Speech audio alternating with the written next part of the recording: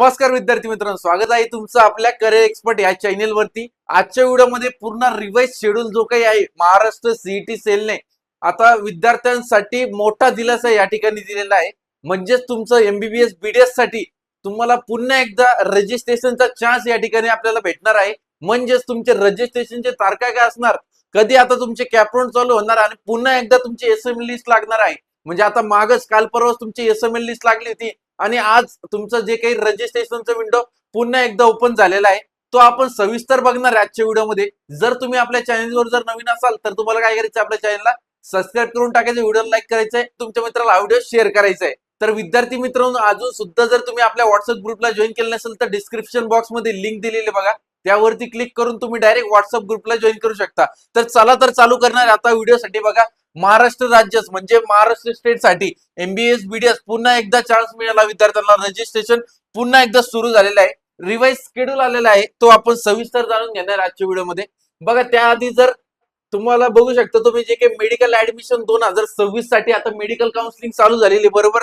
त्याचबरोबर आपण विद्यार्थ्यांना काय काय प्रोव्हाइड करतो, रजिस्ट्रेशन पासून तर फायनल ऍडमिशन पर्यंत सगळी प्रोसेस आपल्याकडून केली जाते। ऑनलाईन जी काही प्रोसेस असते म्हणजे तुमचं ऑनलाईन रजिस्ट्रेशन असो, डॉक्युमेंट अपलोडिंग असो, चॉईस फिलिंग स्ट्रॅटेजी असो, प्रिव्हियस इयरचे कॉलेजेस कट ऑफ असो, संपूर्ण माहिती आणि प्लस त्याचबरोबर त्यांची काउन्सिलिंग आपण करून देत असतो। करायचं काय, आपली फीज असणार आहे फक्त 5,999। पेड काउन्सिलिंग जर जॉईन करायची असेल तर खाली नंबरवरती संपर्क करून तुम्हाला काय करायचंय, आपल्या पेड काउन्सिलिंगला जॉईन करून घ्यायचंय। तर चला तर आता आपण जो काही शेड्यूल आहे ते पूर्णपणे बघून घेऊ।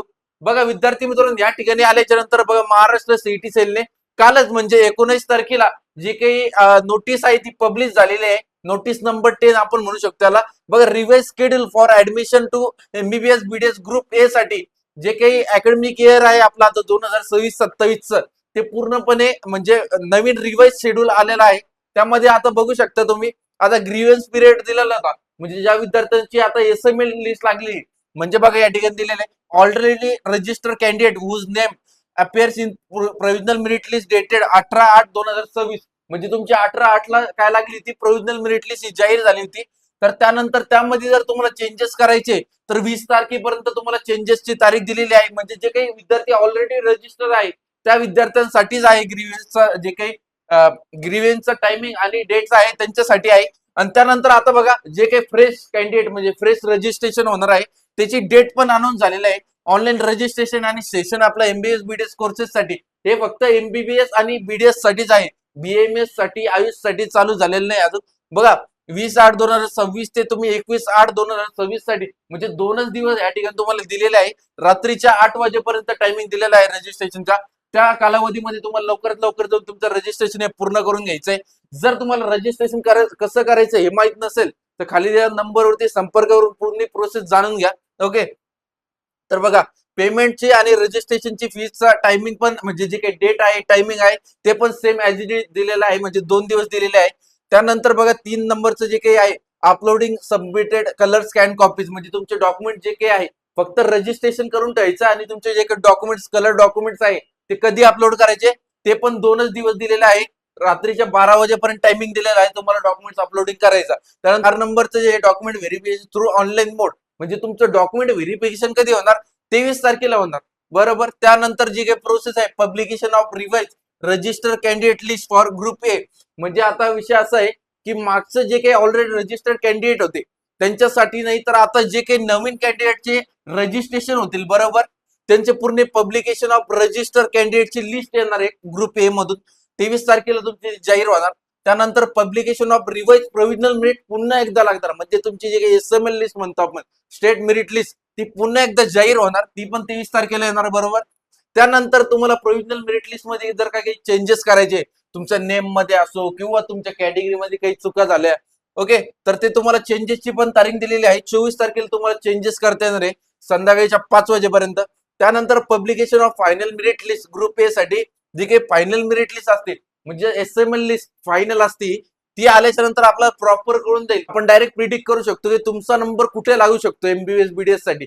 तुमच्या ऑल इंडिया रँक आणि एसएमएल नुसार तुम्हाला सांगू शकतो आपण तुमचा नंबर कुठे लागू शकतो बरोबर।